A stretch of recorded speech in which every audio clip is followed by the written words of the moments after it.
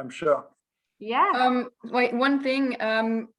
Calypso's asking if I can put the mind map while she speaks. So I'm going to, Calypso, do you want me to put just the mind map or the PowerPoint? Oh, hold on.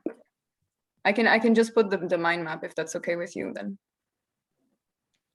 Because we have each of us, we have very little time to speak. No, it's 2 minutes each time. Yeah. Yes, in the panel, you will have 2 minutes each to respond to each of the 2 questions that Nicolo will be asking you. And then after this, there is a 20-minute Q&A session. So we answer questions from people. Yes. Okay. Okay, I'm going to stop the webinar now. So please, everyone, you can leave your cameras on and mute your mics if you are not speaking. Okay. Hello, everyone. Participants are joining in. Welcome, everyone, to this Europe Day celebration. I am going to start the recording of the event. So it is now on. And this event will be live streamed on Facebook. So maybe you're going to be famous tomorrow. All right. Welcome to everyone. We're just going to wait a few minutes for people to join us.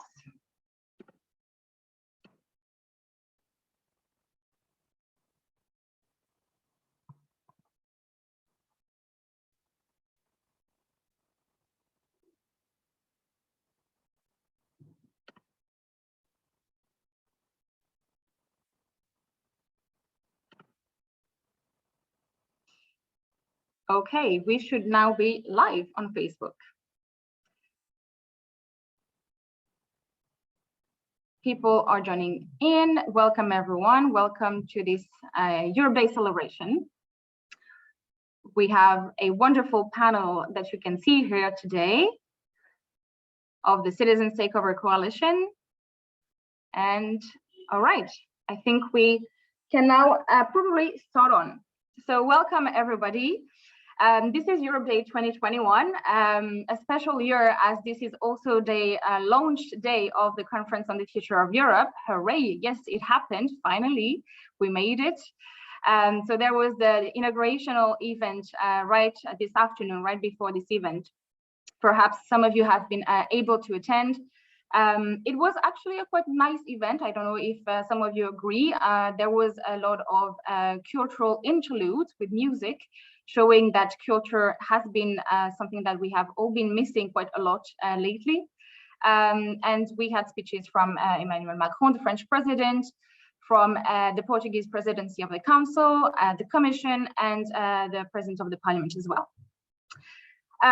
So finally, this conference is kicking off, and this is a sweet reminder that the Coalition of Citizens Takeover Europe was created 1 year ago when this conference was supposed to start, actually.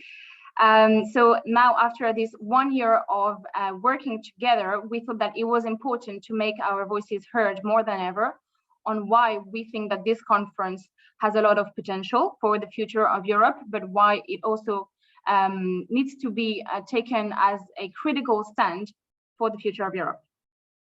So this event will be in 2 main parts. The first part that I'm going to introduce right now is going to be about presenting you the results of the consultation that the Constitutional Question Working Group has been putting out.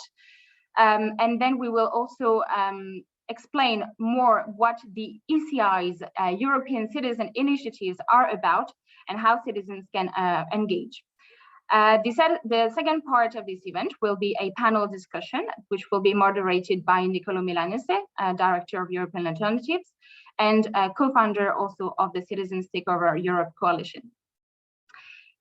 So I'm very happy to welcome you all today for this. So first things first,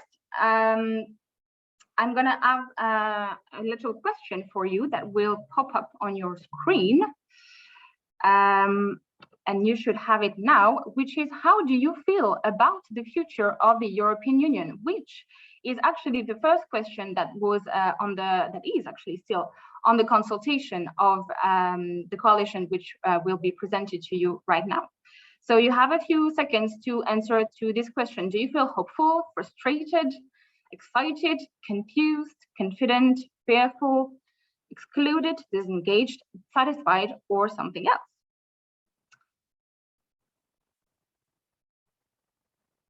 I will let you respond. We have quite some answers already. All right, just a few more seconds. 5, 4, 3, 2, 1, and let's see the results. So we have a good majority of people who are hopeful. Well, that is very encouraging on this Europe Day, isn't it? Then we have also some people who are excited about it, wonderful, and some people who feel excluded about it. And that's also why, as a coalition, I want to also remind everyone that we are very conscious of inclusivity, and we actually released a press release on Friday about how we want for this conference on the future of Europe to be more inclusive. So this is now the perfect transition for me to introduce to you this first part of our event, which is entitled Mixed Feelings about the future of Europe. This session will be presented to you by Laura Galente, who is lecturer in communication science at the University of Amsterdam and professor in political science Ulrike Lieber at the University of Bremen. So first, before you actually see Laura speaking in the flesh, I will actually show you a little video that she's made about why this is important for us all to be part of this conference. And you will see it here. Hi, I'm Laura. I am part of Citizens Take Over Europe. I'm here to ask for your help. As you might know, the Conference on the Future of Europe isn't happening yet. Do you remember that event that was supposed to happen last year, in which citizens would finally be able to have a say in the most pressing issues of the European Union? Oh yeah, that one. Well, now the EU pretty much depends on you. Me? Yep. In order to make sure we know what the conference needs, what the future of the EU needs, we'd like to ask you for your contribution to a consultation for which you'll find a link in the bio. Your thoughts and ideas for a better future of the European Union. But why should I care? Well, I'm glad you asked. With your voice, this conference will also affect you in making sure that your priorities for a better Europe are heard. So, what are you waiting for? Let's bring your thoughts and ideas to the table. Fill in the survey and ensure that your thoughts and ideas for the Conference on the Future of Europe have their say. And now, Laura, you will be able to explain to us why this consultation is important for the future of Europe. The floor is yours. Right, thank you, Ophélie, for that introduction. And well, thanks everybody for being here and for also watching this video, because now I can tell you exactly how it all ended, but also how it's continuing. So without further ado, I'm going to share the results of our consultation thus far. So let me just share the screen. I hope everybody can see this. Thumbs up if you can. Yes? Okay, perfect. So right now, I'm going to basically introduce you to the results, the first results of our survey entitled Our Voices on the Future of Europe, which has been co-authored by the Constitutional Question Working Group and also in cooperation with the Cinefin Center. Let me see if I can further go. Yes. So why did we decide to do this consultation, first of all? So the purpose was to gather insights and sentiments that are constructive for the Conference on the Future of Europe, and what better occasion to do this than for the launch today. So we're very excited to share this today. And so we wanted to zoom in on the issues of citizen participation that are crucial for a citizen-focused conference. So what did we actually want to know here? First of all, we wanted to know what are the strongest sentiments among our civil society partners regarding the future of Europe. So what vision do we share? What do people want more, and what people want less from the future of Europe? And lastly, how should the EU enable citizen participation to shape a common future if at all, of course, if people would demand more participation of this type. So we started with analyzing the first 420 responses, although by now, so far, we actually have about 1,200, which is a great result to see. And we will continue analyzing this further in the following weeks. We decided to use the sense maker method, which we'll find more about in our report, which is a sort of mixed method approach that actually analyzes answers from both a quantitative and a qualitative perspective. So let's go on to the first part of this, which is kind of also something about the question that you had to answer at the beginning, and you can kind of tell sort of a little bit of a similarity between what was answered and what we see right now so far. So of course, hopefulness is something that tends to happen quite more than the rest of the feelings that are described here. However, there is also a bit of a sort of equality between the more positive and the negative feelings. So about 45% of feelings tend to be hopeful, excited, confident, but also 47% tend to deal more with confusion, fear, frustration. These are all, it's kind of an interesting pattern here that there is a sort of equality between those two. So first of all, why do we see this? So when we ask people, Europe to me is like, we ask for them to give us a metaphor about how Europe is for them. And in terms of positive feelings, we had a more sort of an interesting combination of metaphors. People called it a cultural home, a bigger room we can all fit in to talk about things that affect us all, an open book. And they also combined it to a definition of what European citizenship means to them. So a set of privileges and solidarity, sharing responsibility, a duty to guard democratic values for future generations.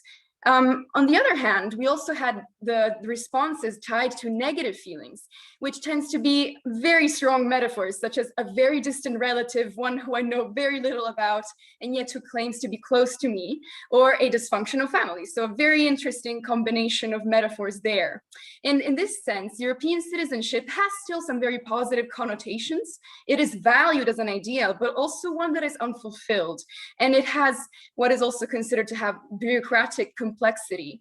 At the same time, however, it's also a value to fight for, and it ensures that you have some kind of ownership over the EU as well.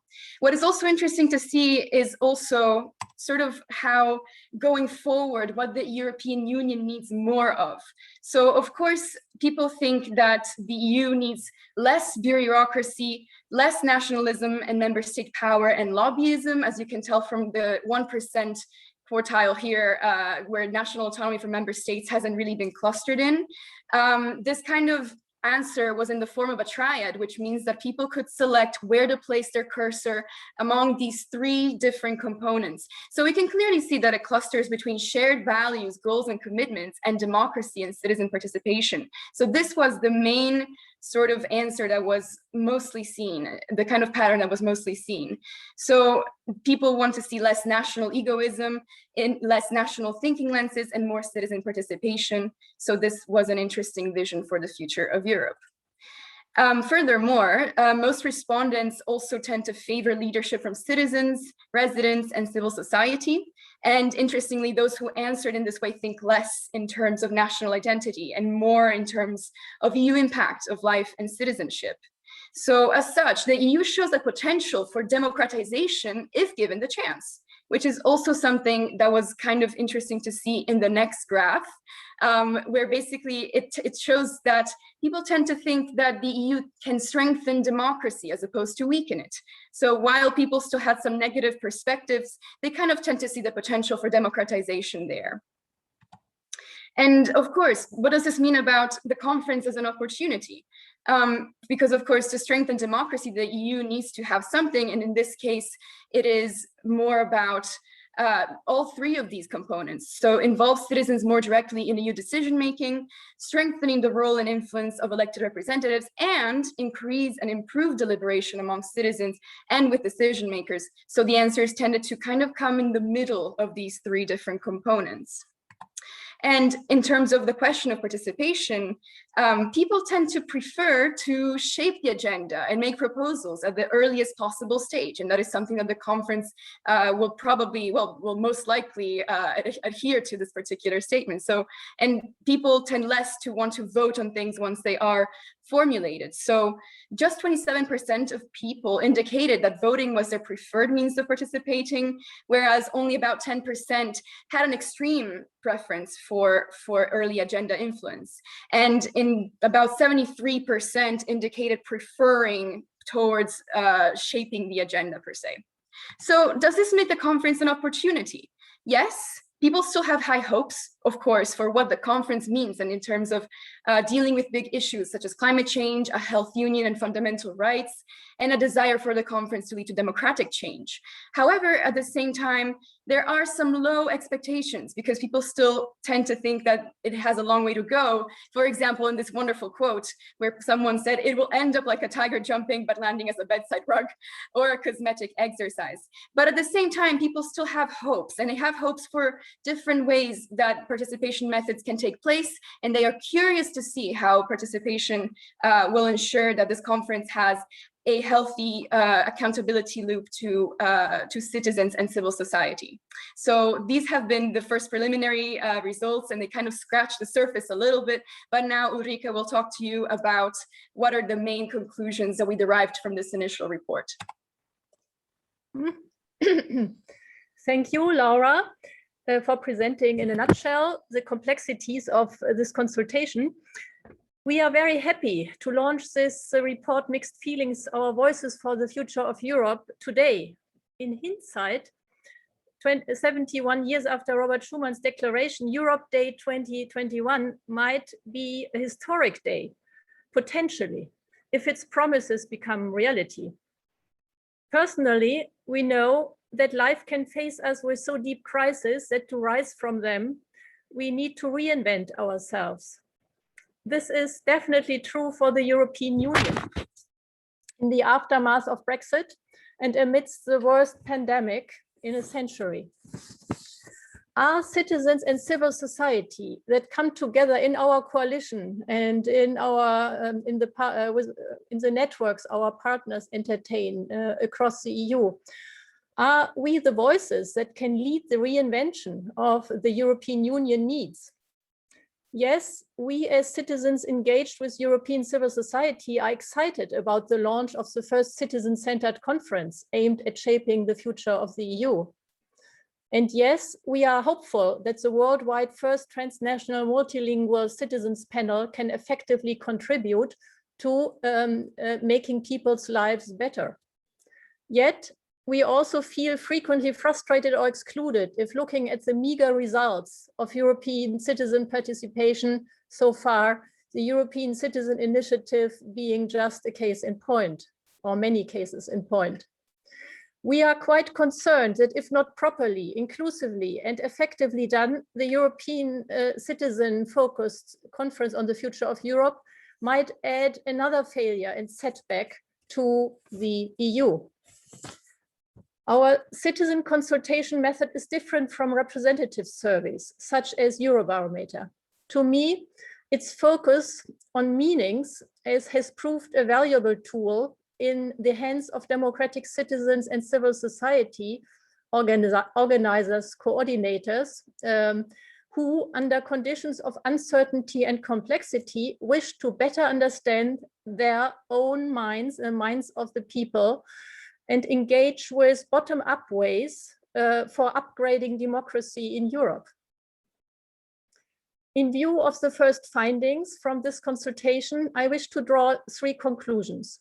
First, it's time to bring in new participatory opportunities, instruments for European citizens that build on the EU's existing but underdeveloped participatory strand of democracy. Second, to contribute towards that objective, Citizens Take Over Europe advocates for a range of principled innovations for the renewal of European democracy. This should build on the 10 principles for a citizen-led conference on the future of Europe, or on the 10+1 guidelines for European citizens' assemblies. And third, we need many more bold ideas for upgrading citizen participation in democratic Europe, including innovations that can be put to work without treaty changes. For example, on the ECI and others. Many desirable ideas are realistic insofar as they are already well tested in diverse national contexts.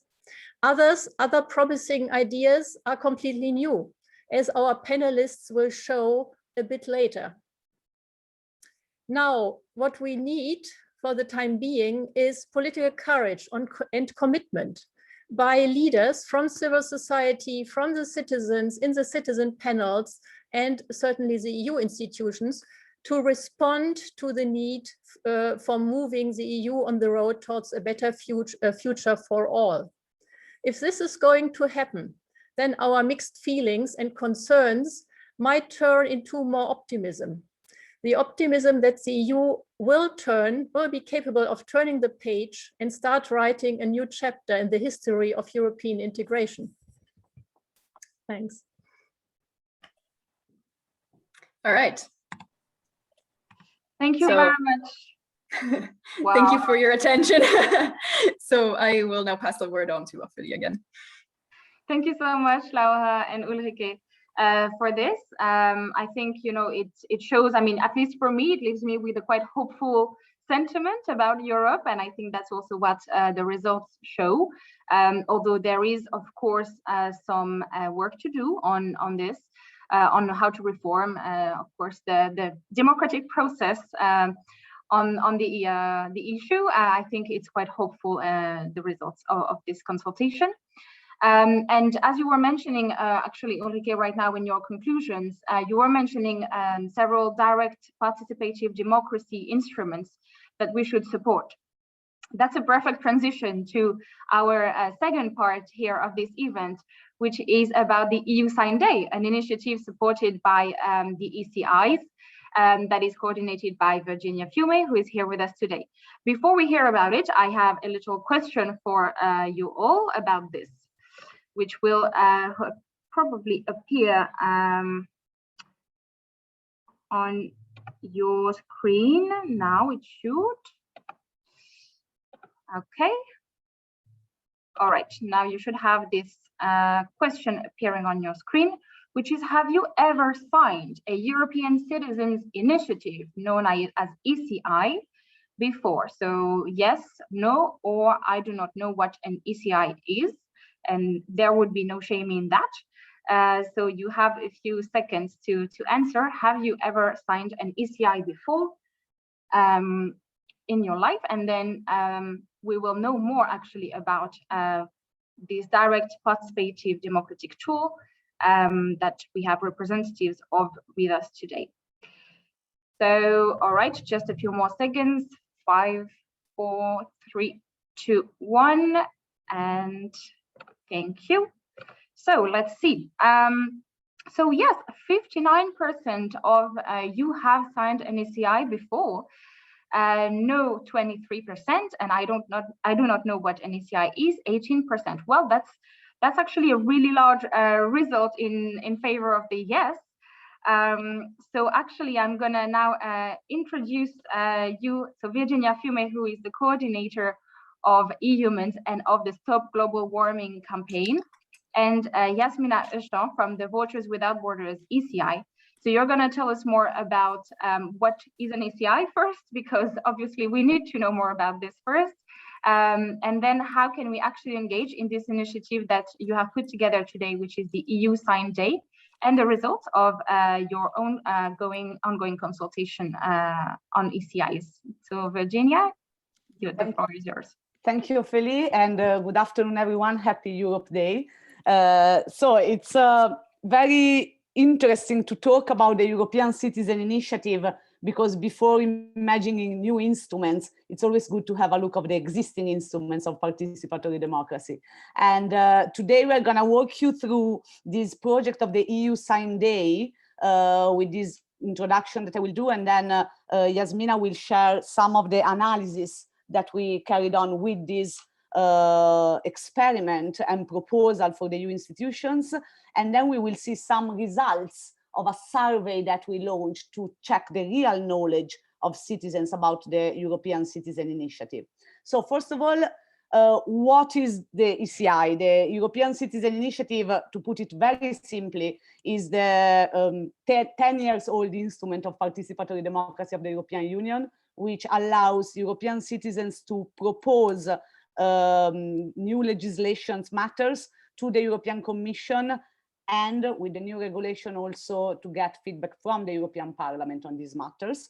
Citizens that launch a European Citizen Initiative have 1 year of time to collect 1 million of signatures to see their proposal discussed by the European Commission.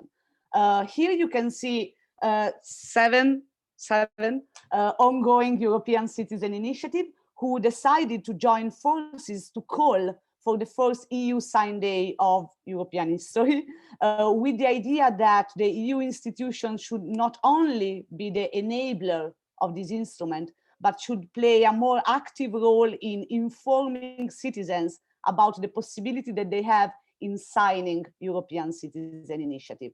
And this is not a slight change in the approach, because the challenge to collect 1 million signatures, it's very difficult for acting transnationally, but it's also very tied to the knowledge that citizens have of this possibility. So as you can see already from the names of the ECI, you can see that they cover matters that goes from covers the full spectrum of issues that needs urgent discussion in the European debate, and the Conference on the Future of Europe should be the platforms also for this. So we got political rights, environmental issues, digital rights, fiscal reforms, and many other issues. So I leave now the floor to Yasmina for introducing us on the preliminary analysis that led to the actions of the EU Sign Day. So thank you, Virginia, for this great introduction. Hopefully, ECIs have also bright sides, and so the European Commission has created a forum in which you can find some advice to reach the 1 million signature. For example, they advise that the issue has to be in the public eye and relate directly to everyday experience of European citizens. ECIs should also be well-functioning networks of national organizations, often forming a massive coalition. And ECIs should have well-organized multimedia communication campaign. On the left side of the presentation, you can see the 5 steps that the Commission advised to launch an ECI. So there are good news and successes. For example, the 2019 regulation from the European Commission has eased the ECI mechanism. And we can see that ECIs are growingly establishing a collective agenda instead of the only EU official one. We can also notice that ECIs are advanced training in active European citizenship, but most importantly, ECIs give citizens a voice. And besides the formal impacts of ECIs, such as the signature collection, there are also informal ones, such as network creation across the national borders. However, there are also dark sides to ECIs, and we have concerns. As you can see on the left side of the presentation, ECIs are still not working properly. Out of the 102 registration requests, 78 initiatives registered, but only 6 were successful. And we can say that collecting 1 million signatures is a real marathon. There is also a cost in time and money, but most importantly, there is a lack of broad public awareness. And I will leave the floor now to Virginia to explain this. So we identified this lack of public awareness as the key concern and the real problem of the European Citizen Initiative. And we will see maybe later on also how these could kick some reflections on the Conference on the Future of Europe itself. In the past months, as promoters of European Citizen Initiative, we sent letters to the EU institutions, starting from Commissioner Jourova, claiming for more measures of granular information toward European citizens on the right or the possibility to sign ECIs.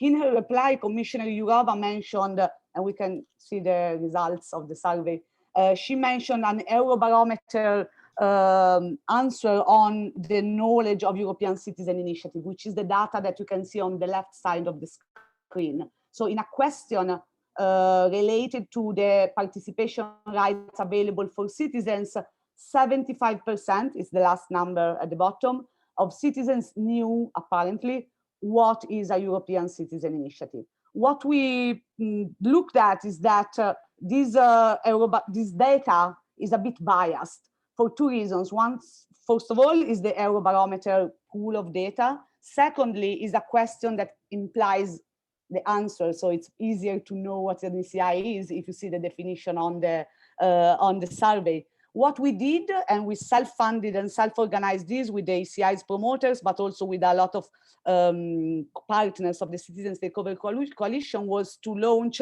a survey independently funded with YouGov. And we were able to ask a very simple question on the ECI to citizens of 4 member states. We picked Finland, Germany, Italy, and Portugal as different countries in different geographical areas. And we asked 2 closed questions. YouGov asked 2 closed questions. The first one was, have you ever heard about a European Citizen Initiative? And the second question was, what do you understand by a European Citizen Initiative, with a series of multiple choice questions, and only one of them was the right one, so the collection of 1 million signatures. And I think this data that you see here on the screen is what should worry us and should push us for focusing on the matter of information when it comes to participatory democracy. The output is that only 2.4% of the respondents, among the 5,000 people that were asked these questions, technically know exactly what is a European Citizen Initiative. So it's a ridiculous number, and it's very different from the 75% of the Eurobarometer. The data are on the website. I will share also the data set in the chat, so you can also explore the results by gender, by geographical areas. But we think we have something to demand to the EU institution in terms of information. So Yasmina will walk us through some of the demands in general for the ECI and the potential path forward also for the Citizens Takeover Europe Coalition, and who wants to join this course and connect the reforms needed for the European Citizen Initiative with the opportunities opened by the Conference on the Future of Europe. Thank you, Virginia. So as you can see, we have demands, and the Conference on the Future of Europe should ask for a communication campaign from the European Commission and Parliament. We would like to see that the Europe Day becomes the EU Sign Day in the long run. And we would like to transform this campaign of limited duration into a more permanent structure if organizers wish to do so with the help of the ECI Forum. Mainly, we would like to provoke questions and encourage discussions as we do now in the Conference on the Future of Europe. And we would like also to take care of ECIs collectively.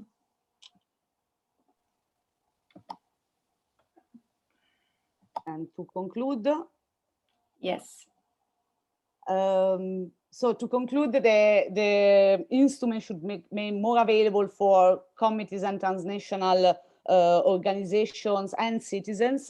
The element of awareness raising is essential and crucial, and we need, and we think Citizens Takeover Europe is the platform to do this, to activate a process led by the citizens to imagine the long-term reforms of the ECI within the framework of the Conference on the Future of Europe. So happy Europe Day and happy first EU Sign Day to everyone. Thank you very much. Thank you, Virginia and Yasmina. And indeed, I mean, we are very proud at Citizens Takeover to be hosting this first, which hopefully is the first of a long series of EU Sign Days for the future. Thank you so much. So this concludes our first part of this event. Before we move on to the second part, which will be a panel discussion about critical reactions and creative ideas for the Conference on the Future of Europe and the future of Europe more in general. Before that, we will have a short cultural interlude ourselves, just like the inauguration of the conference had. So I'm just going to share my screen now. What you will see is a band girl in Serbia. These women are from the Roma communities, and they are singing about improving women's rights in the Roma communities in Europe.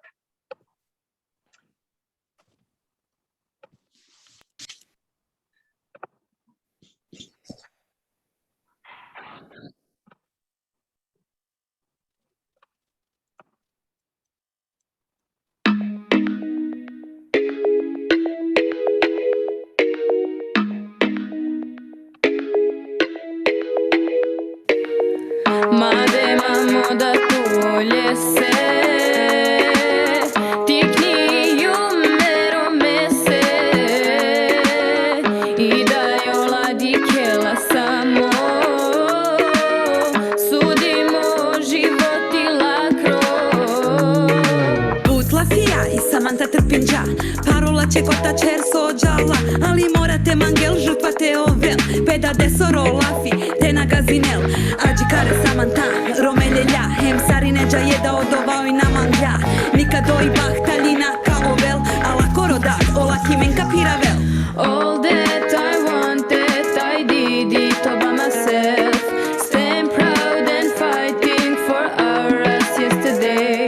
For tomorrow, for women, standing equal next to men. For tomorrow, for women, standing equal next to men. I'm a proud gypsy, they don't want me in the club. My skin is different color, so they always want me out. Don't care about my feelings, my personality, how I rock. All the dance with my moves so sweet. But I don't wanna fight, just to dance the pain away. Come together now, join us in the pain. Join us in the pain. Join us in the pain.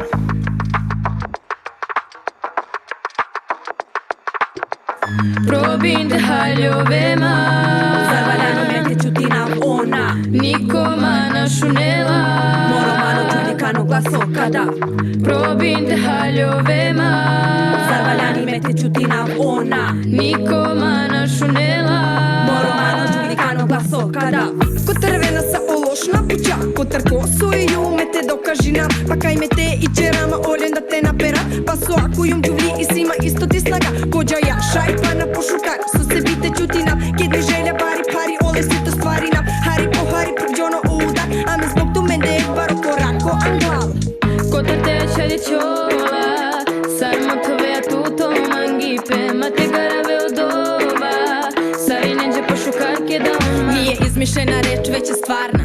To je najsnažniji osjećaj koje ljude spaja. Emocije privlače i vladaju osjećanja. Ljubav ume da oprosti ako greška nije mala. Jedan zagrljaj je potreban da osjetiš toplinu. Dobra podrška je dovoljna da na srcu olakša težinu. Pusti sve, prašti, moli, bori se i ustani sa dna kao što bih ja.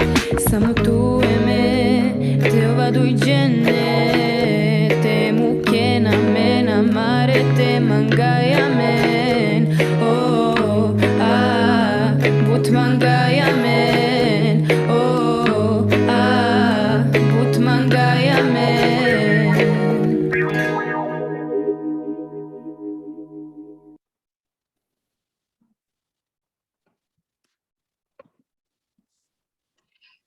Welcome back, everyone. So I hope you enjoyed this cultural interlude. The band is called Pretty Loud if you want to look them up later. So that leads on to our panel discussion now, which will be moderated by Niccolò Milanese, who is the Director of European Alternatives and also co-founder of the Citizens Takeover Europe Coalition. Before I give you the floor, Niccolò, I will just pop in our third and final question of this session, which is about the future of the conference on the future of Europe. So you will see the question now on your screen. How are your expectations about the conference on the future of Europe? Do you feel very hopeful? Do you have limited expectations, or you don't expect anything from it? I'll give you a couple of seconds to answer that about your expectations on the conference on the future of Europe, which has been launched today and will last for a year until spring 2022. Do you feel very hopeful, limited expectations, or you don't expect anything from it? Just 5 more seconds. 4, 3, 2, 1. Okay, well, 8% of you feel very hopeful, 46% of you feel hopeful, 46% have limited expectations, and none of you don't expect anything from it. So again, I would keep the word of hopeful here for what this conference can bring us and how it can be an opportunity for us and leverage our ideas. So I will now give you the floor, Nicolo, and you will introduce to us this panel discussion on critical reactions and creative ideas for this conference on the future of Europe. Thanks, Ophélie, and hello to everybody from me.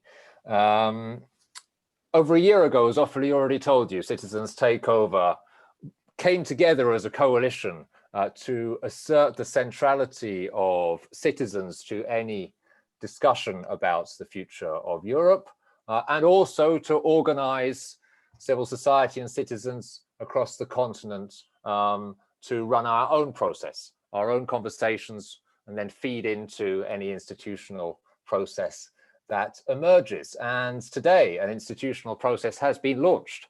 And so we're going to get some critical reactions to it, critical reactions from people who've been involved in the coalition over this past year. It's a coalition of well over 50 organizations now.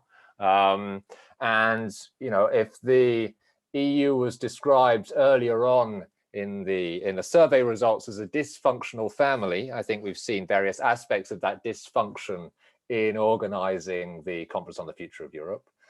Well, Citizens Takeover shows a different way of organizing things, which may be more creative and more productive. And so we're going to try and build on some of that creativity and productivity today. And I think it's fair to say in advance as well that the whole coalition has this slightly mixed feelings that are reflected in the poll results we just saw as well. On the one hand, there's an opportunity to be seized about the future of Europe. In a way, it's incredible that even in the midst of a pandemic, the European Union is pushed into and is determined to have this conversation. It's urgent and we need to take it. On the other hand, we've got very mixed feelings about how much we expect from that. So the people who are going to react to the conference and then propose some ideas are, in no particular order, Calypso Nicolaidis, who's working at the European University Institute, a kind of partner of Citizens Takeover, Guillaume Closer from Civico Europa, which has been a very active part of the coalition all the way through, Virginia, who we've already heard from, Virginia Fiume at Humans, Miklos Barbaras from European House, and Ulrike Gero from European Democracy Lab. And I'm going to dive straight into it. So the Conference on the Future of Europe has now begun. Calypso, what is your critical reaction to this launch? But you need to unmute yourself. We had to say it at some point during this conference. Well, you know, Nicolo, that's the whole point. Unmuting ourselves is the key to this story. And I feel exactly like our panel, our citizens poll here that we've conducted with CTOE. And thank you, Ulrike and Laura and Ophélie and everyone for doing all the hard work. But the beauty of that poll is this magic triangle, that this technology that was just presented. Why is it beautiful? Because it demonstrates that these mixed feelings that we are all talking about, you know, high expectations, but well, you know, is it going to happen? And there's what bridges that is our agency. But these mixed feelings are really in each of us. It's not like some people think in a way and some people think in another. That's what the triangles show. And I would like to say that this is fine and good to feel ambivalent. You could think it's schizophrenic, it's a bit, ooh, where am I? But no, in politics, to fight against the polarization of our politics, it's good to have these mixed feelings, and we can build on it for more constructive conversation. And if you give me 1 minute, Nicola, I'd like to ask Laura to put up a mind map that she and I drew from our 10 principles at CTOE, simply to be able to tell a bit of a story with these principles. Because if we look at the mind map, Laura, we could say that in every, we're trying to make it kind of pretty, like a mirror mobile. And basically, let's tell the story in terms of mixed feelings, that we believe, you know, just like in the video, should be about being open, opening our processes, yes, in a dry way, but also opening our hearts and mind and our political imagination. If we are to put this star, the civil society citizens at the heart of the process. But what we see is that, you know, when we say participatory, for some it's just a footnote, a bandage, and some in the institutional process believe that, rather than a whole new dimension of our democracy. But even if it's embraced, we are all debating what really inclusiveness means. We were seeing wonderful Roma women singing. You know, how do you include citizens that are at the margin in all sorts of different ways in this process? Do they even want to be included? And how do you do the transnational or cross language, etc.? And in that sense, if you deliberate, you know, what does deliberation do to political power and decisions? And once we've asked these structural questions, then we have our blue circle here that Laura beautifully put there to highlight that this is now the conference, the 3 pillars of that conference, you know, the citizens and panels and the digital platform. As Virginia was just saying, there are many other instruments, of course, of participatory democracy, but these are the 2 kind of ones we have. And what we're all asking at CTOE and with all of our partners is, to what extent will they take in these imperatives of inclusiveness and transnationality for real deliberation? And the key prerequisite there is that the whole big thing be transparent. But is it transparent? It's not always easy to figure out what's going on in this whole story. And how do these even 2 pillars feed into this so-called plenary, well, the actual plenary, that will make the end decision, but do they feel very proprietary about what they're doing? Sometimes it feels like it. Will they, and it's not clear to any of us how the debates in the panels will be organized and then channeled. Same with digital platform. Will it be AI doing the work? How will it do the work? And at the end of the day, then we have this big feedback loop to ask, as we do at CTOE, you know, will it be accountable to the citizens? And finally, look up on these nice little, you know, kind of eyes, the circles on top. We really believe at CTOE that the whole process will only mean something if it's visible. Virginia was talking about the 2.4, and it's the same for the conference. Who damn knows about it these days? Not only that, but it's be attractive. And I'll finish on this, Nicolo, that last night we had a wonderful political play with our students at EUI, which was also playing with ideas about Europe and engaging the audience, therefore citizens, in that conversation. Can the conference on the future of Europe have some of the spirit? Question mark. So at all of these levels, what I'm trying to say is we have, this is why we have question marks and why we have mixed feelings. It could go one way, it could go another way. It depends on part on us, but it depends also on the powers that be. Lips of telling us it's all okay to have mixed and ambiguous feelings, particularly at the beginning of a hopefully creative process. Guillaume, how are you feeling about the launch of the Conference on the Future of Europe today? Can you listen to me? Yes. Yes. Okay. So first of all, thank you to all of you for the work done by Citizen Takeover Europe. It's a big work. Second, we are, I would say, Civico. You know that Civico launched the idea of a conference on the future of Europe exactly 5 years ago in an appeal everywhere in Europe. and some of you were part of it. I think about Ulrike, Calypso, Miklos. So for that, we are happy. It's starting at the end. And the real issue now is that the citizen is not anymore an outsider. It can become an insider. But the real question is he needs to be aware of it. And listening this morning, the media, there was less information about Europe than 5 years ago or 10 years ago. So somehow I have some worry. And I think there is a need for a real communication effort and a coalition with media, with civil society to make this conference aware for citizens. In addition, there is no clarity about what European leaders want. No clarity means we can shape the game. The game is open. And so the real question for us is, how are we going to shape the game? Because there are political opportunities. There are political opportunities for us to shape.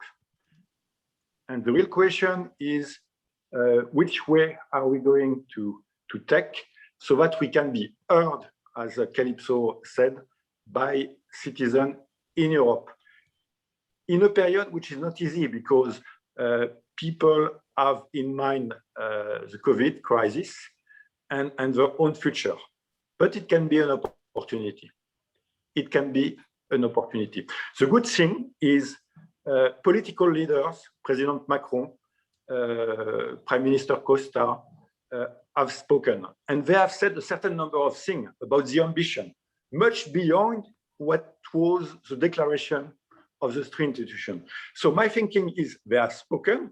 So we need to stick to their words and say, okay, you have spoken. So now give us the condition for this conference to be impactful.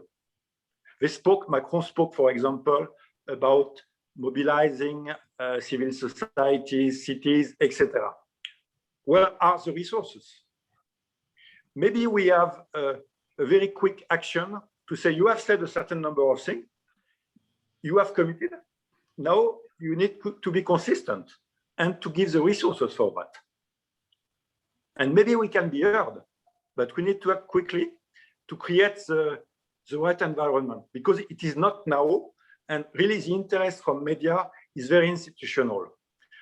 We need to create a new narrative, and according to the narrative we are going to write, this conference will be a success or not. So that's my thing. Thanks very much, Guillaume. But positive. Very clearly put the challenge that's in front of us. Ulrike Gero, pleasure to see you this evening as always. How are you seeing the conference? You know, after years of thinking about it, how are you seeing it now that it finally launches? Well, first, pleasure to have me here. I mean, it's all basically a bunch of friends who are struggling for Europe since basically decades, so to say. And everything has now been said about the conference by Calypso and Guillaume. What I would like to say is just the following. We don't do this for the first time. I quite remember that in 2001 and 2002, we had big discussions, Laken process about citizens' hearings and so before the European Constitution. It failed in 2005. I do not need to explain you. From there, we had in 2008, the citizens' dialogues with the EU Commission. Perhaps some may remember Frank Biancheri running for Europe. So then came the banking crisis and everything was wiped off again. So now, if we are considering why this time, first we could say, alle guten Dinge sind drei. Every third thing is the good one, sort of like we say in German. So we could say this time it's for real.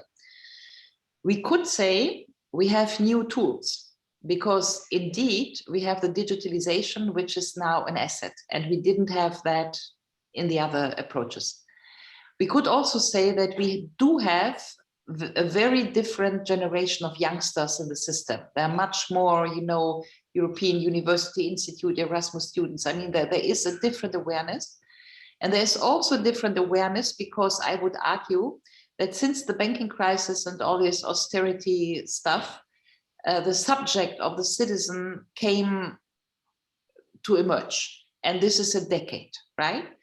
So these three factors, the digitalization, the different tools, the different sort of youth, and the very fact that since a decade now, say banking crisis, there is this subject of the European citizen emerging in academic discussions everywhere. Yeah, we are addressed as European citizens and so on and so forth. There are three changes which could make, I do hope, that this time it's for real.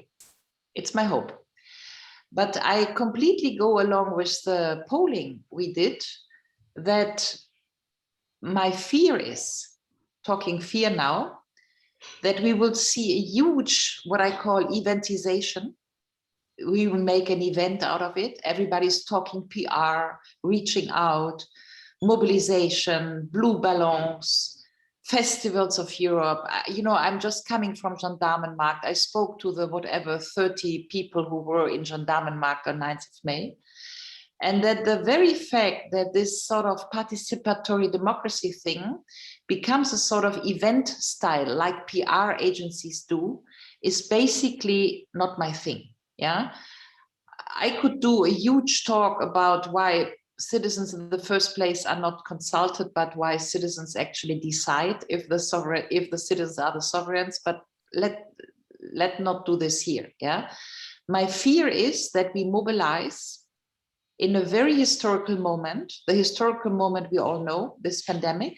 We already had a very historical moment. This was the banking crisis. So we have a decade of crisis. And my real fear is that if we don't get it together this time, there's not much hope that Europe gets it together. You see my point? Because this time also the historical moment we are in is quite different. And because it's an open exercise, which is good, but which can be flawed because it can be abused, it can be hijacked. We don't know. But the real thing is that if we create enormous expectations through mobilization and PR and so on and so forth, and then the council kills the thing, I wouldn't know what to say. And so basically, I am 50-50. Thanks. There's a pattern emerging here about how people feel about it. Thanks for pointing out the dangers of this kind of marketization of politics, which has many names and can be associated with many figures in our political space these days. And there's a danger that the conference is also too associated with a kind of political marketing. If we think also of how it's going to end in the first half of next year, I think there's a particular risk of political marketing at that moment, which will sound very hollow, I think, to also citizens who've, many of them, suffered over these years of financial crisis and pandemic. And this is often not sufficiently present when we listen to our European leaders. Miklos, I want to come to you to hear perhaps from a different part of Europe. How are you feeling about the conference today and its launch? Thank you for the invitation and the possibility. Yes, I'm speaking from Budapest, from Hungary. And let me, as a reflection, remind you that it was a couple of days ago on the 1st of May, when Hungary, 17 years ago, Hungary joined the EU. This is, by the way, an important date, went completely unnoticed. And the same is for Europe Day. I checked very attentively all the, let's say, government-controlled and other channels of the media. Practically not one single word about it, not mentioning, of course, that there was no report on the official opening session and so on. Fine and good. I think this is the reality in several other member states, so it's not a unique thing. The difficulty for me, working partly on the ground in a European context, is that how to sell a conference which is at least my first reaction to the whole exercise was that this is not the prime example of creativity. And to make it a PR exercise and telling to the citizens that, listen, there is a fantastic opportunity. There is a conference. I mean, a complete nonsense. Forget about it. So this is not the thing how it works. And on top of it, I have great difficulties in identifying the ultimate objective of the conference. Those who decided, I do not know whether they had a clear idea what they would like to achieve with the conference. Normally, you do not start building a house if you do not have a clear vision how many rooms you have in how many floors and so on and so forth. This is not the case, unfortunately, which is a confusing factor, apart from the fact that obviously the French and the French government, the president will do its utmost to have a successful conclusion sometime in May, June next year, but this is not enough, and this is what I cannot sell in my environment. But on a positive note, and let me mention the fact that, yes, I agree that the conference, after all, is a good opportunity to put citizens or to put citizens into the debate, in the sense that on the official agenda of the EU, the citizens, one way or another, would appear. The reference point is the 1,549 mentioning of citizens in the various official speeches this afternoon from Strasbourg. So we should grasp this opportunity and work on it. And one more thing why I'm a bit optimist, if I look at one of the concrete results of the Porto Social Summit, there was a document adopted there, and I'm speaking about the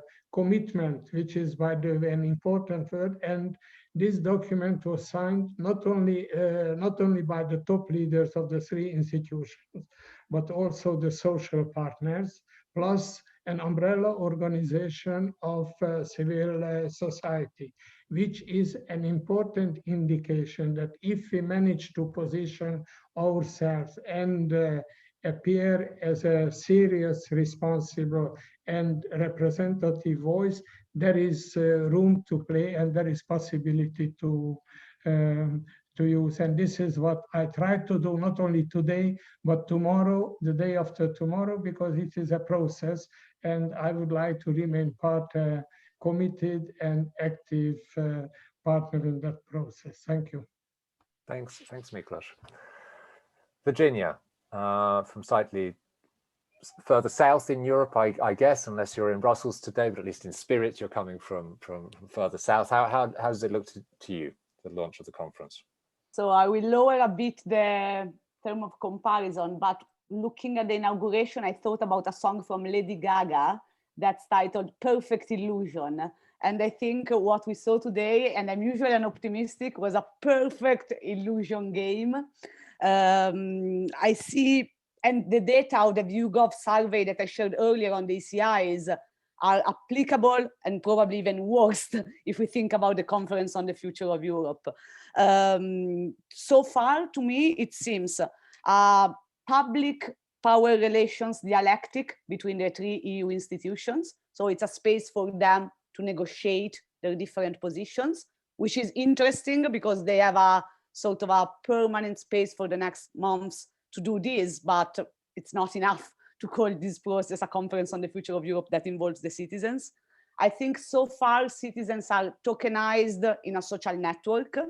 To me, the platform so far is just a nice Facebook where you can share your ideas, you can comment, you can interact, but until there is a institutional hook of the output of that platform, it's nothing more than a playground for citizens. And I think the role of the nation states, not only in terms of council, but in terms of the role that is asked to the nation states to help the promotion of the Conference on the Future of Europe is a catch-22, because if there is no interest in a real participation process, what nation states can do. So I will try to be a bit optimistic though. So I think at a national level, we should look at the role of regions and municipalities in the processes involving the citizens and in the institutional information that will be provided. The feeling that I have also in the organization of the EU Sign Day is that the problem is that communication campaigns that are launched by the institutions are communication campaigns, plus there is the use of civil society organization as a multiplier of information. Fair enough, but it's not enough. So I think informing citizens in their home, like sending letters, institutionalizing the way our citizens are reached about this type of processes is essential to give serious democratic role to the citizens. Without this, I don't think we can call it a democratic process. And whatever the output of the Conference on the Future of Europe might be, I think if the spectrum of involvement, the accountability, the feedback mechanism are not strengthened, then there is a risk of having an opportunity that becomes a danger in terms of the legitimacy of the decisions that will come out of the conference in itself, and therefore a risk for the rule of law of the European Union as a whole. So I think the matter of, I mean, it was a nice event, and to quote Ulrike, the risk is that it's the first of a series of nice events. So in my opinion, it's very dangerous, and we really need to probably find in the European Parliament the best ally for this. I think the speech of President Sassoli was interesting and important, as well as the Portuguese Prime Minister's speech, who referred to the local actors, the local political actors. But so far, it's not really encouraging. Thanks, Virginia, for sharing this. You know, one thing that strikes me is how self-referential this circle of European institutions can be. And it can be both self-referential and also self-congratulatory. I mean, you showed it earlier, Virginia, when you showed the difference between this question in the Eurobarometer, have you heard about the Citizens' Initiative, which, by the way, means 1 million signatures. So, and then when you asked people without giving them the answer in the YouGov, there's just a huge difference in this response. And, you know, this kind of self-congratulation that's come from the people running the Conference on the Future of Europe about the online platform over the past weeks, you know, this has got a massive uptake. Well, you've got a few thousand people out of millions and millions. And I think the danger that poses is that in a certain sense, we could see this Conference on the Future of Europe as a test run for treaty change. You know, treaty change will have to come at some point. And if we allow them to get away with thinking this is good citizen engagement, they will think it's the right way to do it again. But when the stakes are much higher, even higher. And so this is I take it this is the sense in which there's a kind of danger that we're trying to respond to. What I want to do now is to try and collect ideas, positive ideas for what can make participatory democracy in the EU effectively work from each of the panelists, but to mix that with taking some questions and answers, because the questions we already have collected, and I encourage all the attendees to post more if you want, perhaps contribute to such a discussion. There's one question from Mole Mike about how can the EU institutions use Europe's mayors and the committees of regions better? There's a question from Daniela about what can be learned from the convention process in the 2000s. If anyone wants to take up on that. And there's a question from Martin about how the Conference on the Future of Europe, but I think more generally the EU, can better involve the voices of the most marginalized from democracy. So I want to hear very quickly, if you can, from each of you, one top idea which might respond to any one of those questions, or might be another idea for making EU democracy work. And I'm going to go in a different order, randomly. Miklos, let's start with you. Okay, thank you. Perhaps not only one. First of all, I would like to enlarge the scope of our activities, because if I look at the current situation, I'm a bit concerned there is a north-south divide, there is an east-south divide, and the countries which are not EU member states are completely left out from the whole process. So I think that this should somehow be addressed. And the other concrete thing is, I would, and not by chance that I mentioned Porto, I would like to see an institutional arrangement for civil dialogue in order to create an organized, quote unquote, official framework for citizens' involvement. Thank you. Great, and that gives me the occasion to remind everybody that Citizens Takeover's got a whole manifesto for a citizens' assembly, which is in some way in relation with the idea of having a way of having civil dialogue going on. Guillaume, can I go to you next? Your big idea for EU democracy. But you need to unmute yourself as well.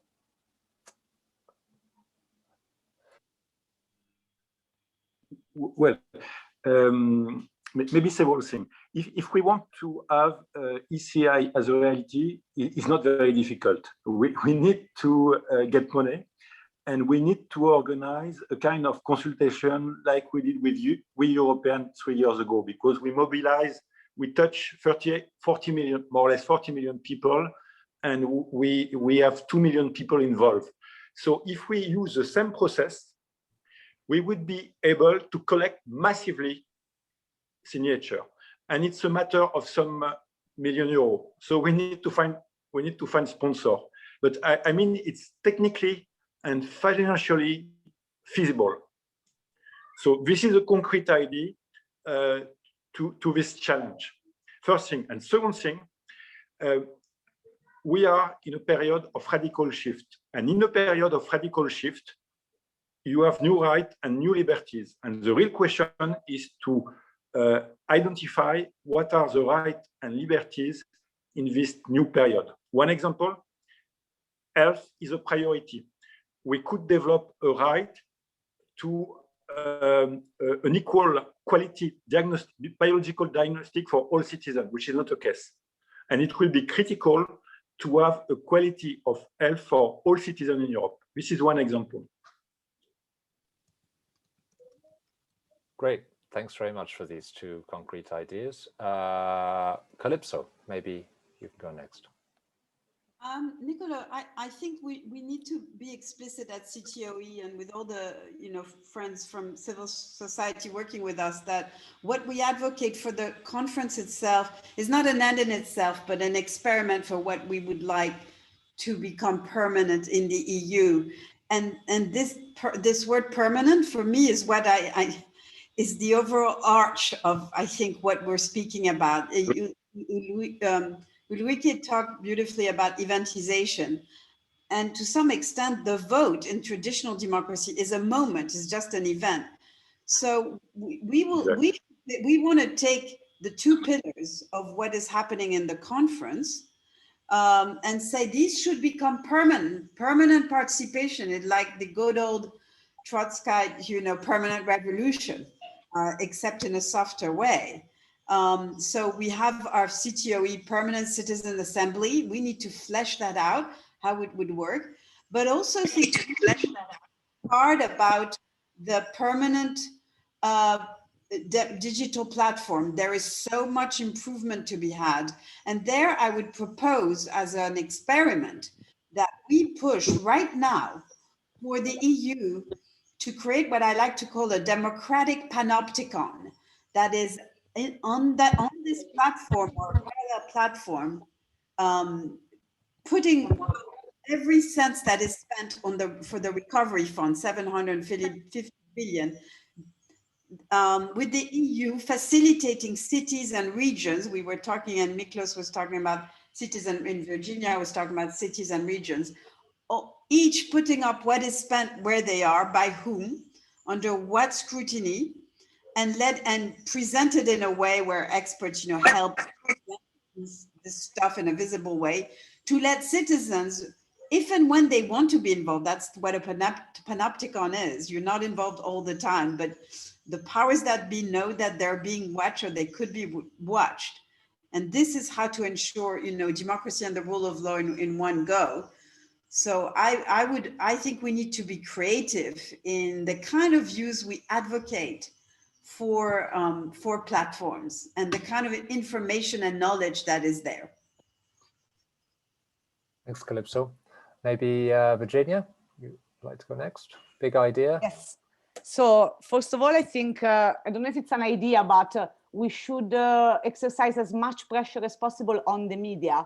So I think the fact that not even Politico has in its own page a comment on the inauguration of the Conference on the Future of Europe, or at least until a few minutes ago, it's a problem. And I think whatever we do, we need to call the media, at least the public services, to their responsibility. And this is essential, because without that, there is no public sphere, there is no engagement, there is no interest clash, dialectic, nothing. The second, I think, and I go back to my previous point, but because I really think it's essential, is campaigns of institutional information, like multi-layers, multi-strato, like whatever we want to call it. And then I think the European citizen assemblies and the sortition-based element that goes along with it, also to go back to Martin's point, I think the more sortition we have and the larger pools of assemblies we have, the more there is hope to creating processes that has an impact. So these are my three key elements. I think the combination, last thing is a call for the coalition, is to do as much support as we can to the ongoing European citizen initiatives in the collection of signatures and in the promotion of their proposals in the platform, because I think these are the type of citizens that are already engaged in the democratic process. They are already activated existing instruments, and that we should work together to kind of follow this democratic fil rouge from the ECI to the conference, and in general demand more attention to all the set of existing and new instruments of participatory democracy.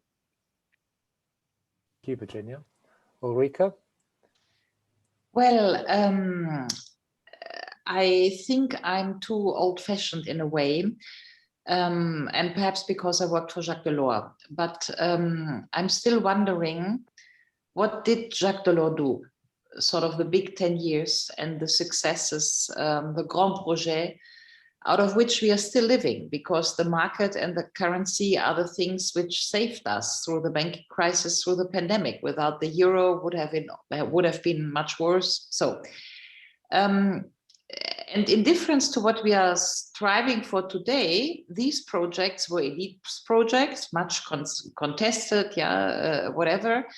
They were elite driven. And we did had agoras, citizens were consulted, whatever, but still it's valuable projects and they are still around. And what they are in essence is system change. We shifted many markets into one market through the acquis, which we merged in legal forms. And so we created the single market in 92. And because we had the single market in 92, we set one market, one currency. That was the 90s.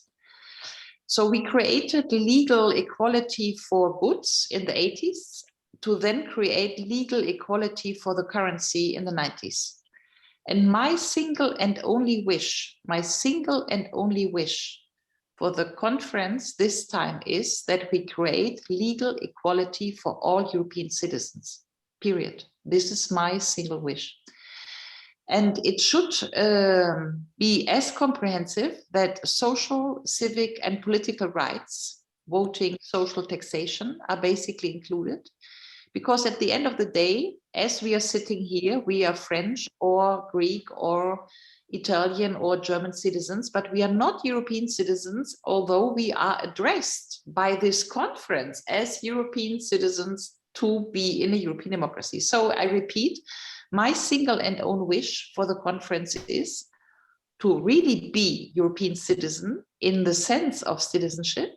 And for that, I would love to see as an outcome a European citizenship card, a card like a digital format card, in the same format that we have the banking card of the euro, which would allow that as European citizens, we go from, say, Hamburg to Barcelona or from Dublin to Thessaloniki, And we do not hang around with all these problems of unemployment schemes, retirement, basic income, whatever.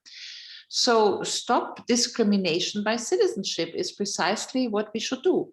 We did in the 80s, we did it for the woods, and in the 90s, as I said, so Ulrike is, because I've visualized what I want for the conference, and it's essentially this. And I would love to see this also as an identity builder for legal equality of citizens, like we built the euro to express that the euro is one currency, a single currency. Most 20 years old today do not know even longer that before that there were lira and escudo and whatever shilling. Yeah, so they have been grown into this. And so Ulrike, if you can give me the next chart, I would like to see system change for legal equality of European citizens, and I'd like to see it in the same way like Jacques Delors did it. It was not by once, but with the euro we had 3 steps. We decided in 92, we did the Lamfalussy Monetary Institute in 94, we fixed the exchange rates in 99, and 2002 it was in the pocket. So we took 10 years. And I think we should urge Mrs. von der Leyen to say, okay, you give us full European citizenship, including civic, political rights and social rights. You don't do this like this, but we give you 10, 15 years, and you give us, say, in 2030, you give us a European social security number based on the Porto agreements of yesterday. In 2035, you give us a European tax number, all the 450 European citizens on the continent. And then by 2040, you give us a European identity card. And it could be the same project of convergence for all the social and political and voting rights for the citizens as we did for the euro and as we did for the market. Because seen from today, the euro and the market are a given. But seen from the 80s and seen from the 90s, it wasn't a pony ride. It was really, really big politics. And it went through convergence over a decade time. So this is my single wish for the European conference, this card and the convergence process.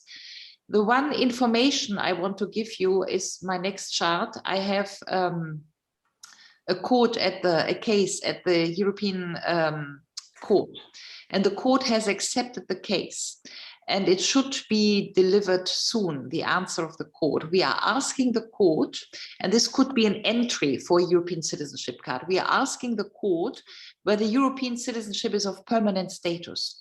And what we mean is that the Maastricht Treaty is Union of States and Union of Citizens. And our argument is that the very fact that the UK left the EU after Article 50 does not mean that the British citizens are losing European citizenship, which has been granted by the EU treaties of 92 as individual rights. So if the court takes this for serious, then first we would get credit that European citizenship is permanent and cannot be taken away from state authorities, which would be one very bold step towards the European citizen card. Thank you very much. Thanks, Ulrike. And I think that this leads in nicely to a proposal that I hold quite dearly, and also relates to one of the questions that's been asked about marginalized people. It seems to me that this is the moment to demand that European citizenship is detached from member state nationality, and so that also refugees and third country nationals can hold European citizenship. I don't think that that struggle is going to be easy, and I don't think that we should trust the powers that be to just hand over those rights. So I think that, you know, regrettably or otherwise, history teaches us that marginalized people have to force their way into the center of the conversation and demand equal rights. And I think that the more alliances we can find and build amongst also those of us who are more privileged and those who are more marginalized, but around common demands for example, a meaningful and equal European citizenship for all, the stronger we will be. So I wanted to also mention that proposal. Look, we've had quite a rich debate already, and the evening is getting on. So I want to maybe provide some concluding remarks from this part of the panel, and then hand over to Ophélie to talk about what the next steps will be, because I think that one thing is to be demanding things from the institutions and those who have power of decision over the way the Conference on the Future of Europe is done. Another thing is what we're able to do ourselves, and some of the proposals that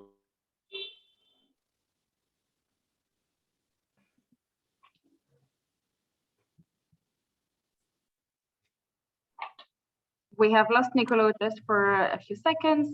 Hopefully his connection is going to be back. Maybe we can this attitude, you know, of engaged ambivalence about not only the conference but European affairs in general is a really healthy attitude that we also need to be able to communicate to others, that it's not a matter of being for or against the EU or for or against the Conference on the Future of Europe. It's a matter of being aware that it's that there's different shades, and that we have to find the moments of clearness to move things forward.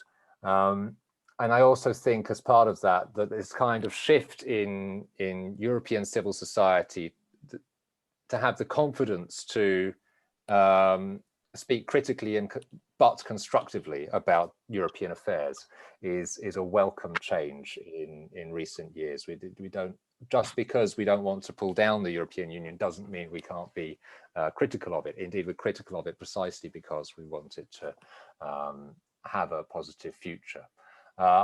If we have time, and I have indications that we do, I wanted to see whether anybody has a last question that they want to post in the chat or in the question and answers session. In the question and answers box, you've got two opportunities for.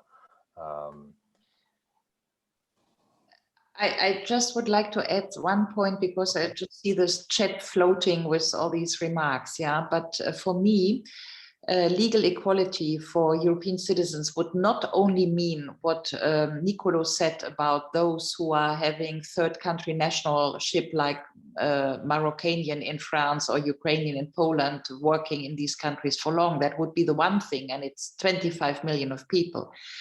It would also mean that we could basically make an offer to the East European countries, because I think that since a decade, they feel like, at least a decade, they feel like second-class Europeans. And if we offer legal equality, it's just a perfect offer to get them over this second-class feeling in the eastern part of Europe, and that is fueling populism. We do not need to overlook this. Yeah. And so I think that thirdly, framing it that way, going away from the values thing, we need to do Europe because we share the values, but we do Europe based on having the same rights, could do the trick between separating identity and statehoodness. Yeah, like Scotland is really interesting now. Scotland is really interesting with the results of yesterday. Yeah, because the Scots would, if we win that thing at the court, the Scots would basically be European citizens, right? So it's pretty interesting what is happening there. And what I mean is, if we could come to a discourse in which we say, to get the European citizenship, you do not need to lose your identity. I think that could open a huge field of, discussions. Thank you. Thanks. Well, thanks everybody for this rich debate. I'm going to hand over to Ophélie now to talk about the next stages, the next second year of Citizens Takeover, 1 year after its launch. Ophélie, what is coming up next? Yes, thank you very much. Well, thank you first, everyone, for joining the conversation today. We've had, I think, very rich conversations. following this launch of the Conference on the Future of Europe. And I think what you presented, Ulrike, about this EU citizenship card resonates with a lot of us. At least for me, it does. As a pure product of the Erasmus generation, I do think that this would be a natural next step for the EU sentiment and the EU belonging feeling. So thank you, everyone. So the coalition is indeed entering into its second year of existing, which is why also we have a brand new website to celebrate this, which you will see the link of in the chat. So as you know, that the Conference on the Future of Europe has this online platform, which is not very intuitive for citizens to engage on, which is why we want to offer a parallel process that is way more engaging and easy to access, hopefully. So on this website, you will see that we will post regularly a video under which you can vote if you agree or not with the topic of the video, and then you can comment and engage on specific topics.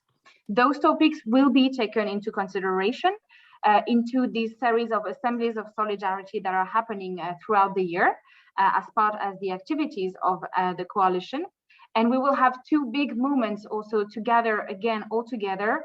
The first one will be in Palermo next October, and the second one will be in Porto in Portugal in the spring 2022. So those are two big moments where we will be reaching out to you to invite you, of course, as it will also most probably be a hybrid, if not online. And so I want to thank everyone for today. You can keep in touch with us through this website and through social media as well, of course. Happy Europe Day to everyone, and see you soon. Thank you. Thank you very much. Bye-bye. Thank you. Danke. Well done. Thank you. Goodbye.